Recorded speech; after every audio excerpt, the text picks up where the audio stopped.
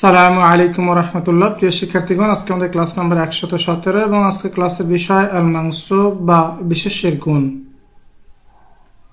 বন্ধুরা, আল মানসুবকে বিশেষ্যের সম্পর্কিত গুণ বলা যায়। যেমন উদাহরণস্বরূপ আমরা বলতে পারি যে আল হিন্দু অর্থাৎ হিন্দুস্তান এর আল মানসুব হবে হিন্দিয়ুন অর্থাৎ হিন্দুস্তানি, অর্থাৎ এটা হিন্দুস্তান সম্পর্কিত কোনো বিষয়। ঠিক একইভাবে আমেরিকা অর্থাৎ আমেরিকা এর সম্পর্কিত গুণ হচ্ছে আমরিকিয়ুন অর্থাৎ আমেরিকান। একইভাবে বন্ধুরা আমরা বলতে পারি যেমন নবিয়ুন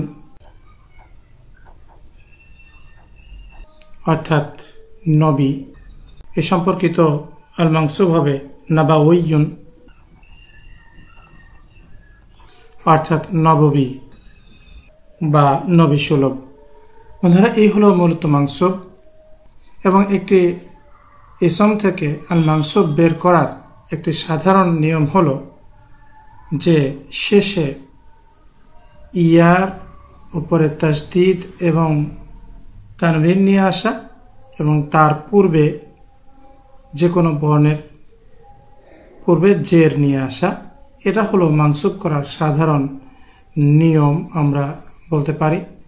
যেমন বন্ধুরা আমরা খেয়াল করি যে আল হিন্দু, এখানে বন্ধুরা আমরা শেষে কি করলাম, একটা ইয়ার তাসদীদ এবং তানবিন যোগ করলাম এবং তার পূর্বে একটি জের নিয়ে আসলাম।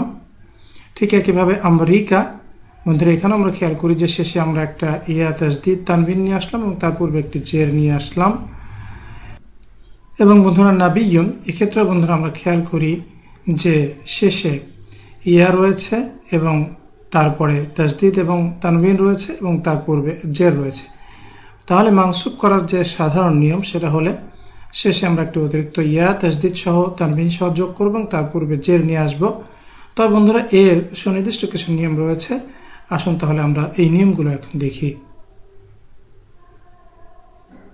বন্ধুরা, আল মানসুব করার যে নিয়মগুলো রয়েছে তার মধ্যে প্রথম যে নিয়মটি হলো সেটা হলো 3 বা 4 অক্ষরের ইসমের শেষে যদি আলিফ মাকসুরা থাকে তাহলে সে আলিফ মাকসুরা ওয়াতে পরিণত হয়। যেমন উদাহরণস্বরূপ আমরা বলতে পারি ঈসা অর্থাৎ ঈসা, এর থেকে মানসুব বের করতে হলে আমাদের শেষের আলিফ মাকসুরাটাকে ওয়াতে পরিণত করতে হবে। সেক্ষেত্রে আমরা এটাকে বলবো ঈসাউইয়ুন।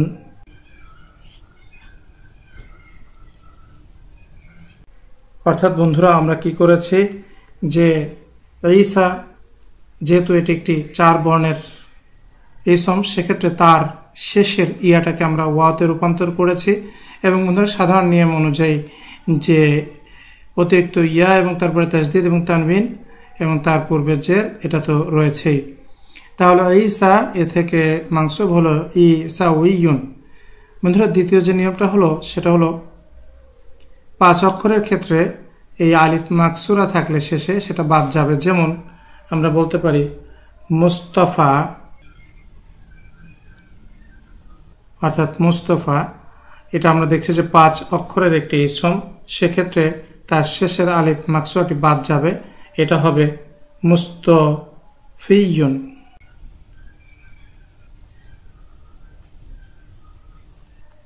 বন্ধুরা এর পরবর্তী নিয়মটা আমরা দেখি যে ইসমের শেষে ইয়া থাকলে অতিরিক্ত ইয়া যোগ করতে হবে না। সেক্ষেত্রে আমরা একটু উদাহরণ দেখি, যেমন শাফিঈয়ুন।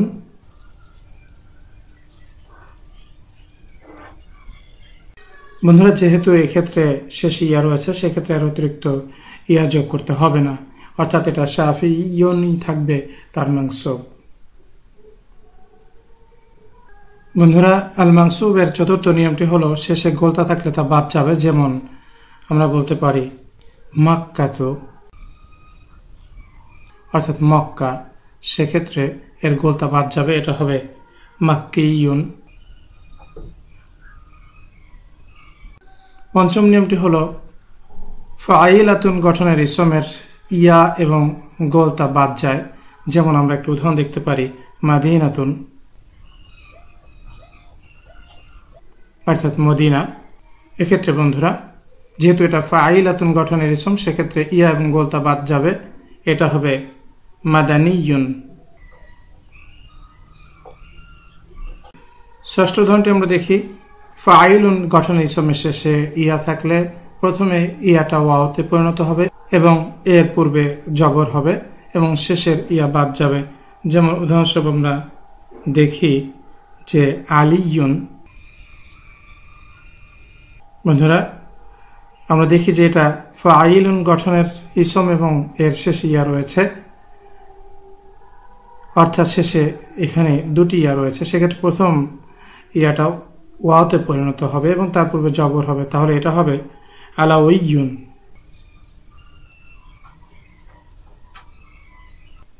এবং বন্ধুরা এখানে আমরা খেয়াল করি যে যেহেতু ওয়াও জের এর পূর্বে জের উচ্চারণ করা কঠিন, সেক্ষেত্রে লাম জের লি কিন্তু বন্ধুরা এখানে লাম জব লা হয়েছে, অর্থাৎ আলি থেকে আলা হয়েছে। বন্ধুরা 7 নম্বর নিয়মটার মধ্যে রয়েছে যেমন আবুন এবং আখন, এগুলো হবে আবাওয়ুন এবং আখাওয়ুন। এক্ষেত্রে বন্ধুরা যেটা হয় যে আবুন যা মূলত ছিল আবুন, এর সাথে ওয়াও ছিল, সেই ওয়াওটা ফিরে এসছে। ঠিক একইভাবে বন্ধুরা ফামুন, ফামাওয়ুন এ ধরনের। বন্ধুরা অষ্টম নিয়মটা হলো কিছু মাংস কোনো নিয়ম মানে না, এটাই হলো এর নিয়ম। যেমন বন্ধুরা আমরা বলতে পারি নূরুন অর্থাৎ আলো, এটা থেকে হবে নূরানিয়ুন। একইভাবে বন্ধুরা হাক্কুন, এখান থেকে কোনো নিয়ম না মেনেই এটা হবে হাক্কানিয়ুন, অর্থাৎ হক্কানি এবং নুরানি, যেটা আমরা বলে থাকি সাধারণত। তাহলে এই হলো বন্ধুরা মোটামুটি আল মানসুব করার কিছু নিয়ম, আমরা এগুলো মনে রাখার চেষ্টা করবো ইনশাআল্লাহ। তাহলে আসুন বন্ধুরা আমরা আল মানসুবের কিছু করণীয় উদাহরণ দেখি। যেমন প্রথম উদাহরণটি আমরা দেখছি আজামিয়ুন ও আরবিয়ুন, অর্থাৎ কাফেররা তখন বলতো যদি নবী কোনো আজম হতো, অনারব হতো, যে এই নবী কি আজম অথবা আমরা হচ্ছে আরব। বন্ধুরা এখানে আমরা দেখছি যে দুটোই আল মানসুব ব্যবহৃত হয়েছে, আজামিয়ুন এবং আরবিয়ুন দুটোই এখানে মানসুব। দ্বিতীয় উদাহরণটি আমরা দেখি ওয়াহাদা লিসানুন আরবিয়্যুম মুবিন, এবং এটা সুস্পষ্ট আরবি ভাষায়। বন্ধুরা এখানে আমরা দেখছি যে আরবিয়ুন এই মানসুবটি ব্যবহৃত হয়েছে। বন্ধুরা তাহলে আজকে এই পর্যন্তই, পরবর্তী ক্লাসের আমন্ত্রণ জানিয়ে শেষ করছি। আসসালামু আলাইকুম ওয়া রাহমাতুল্লাহি ওয়া বারাকাতুহু।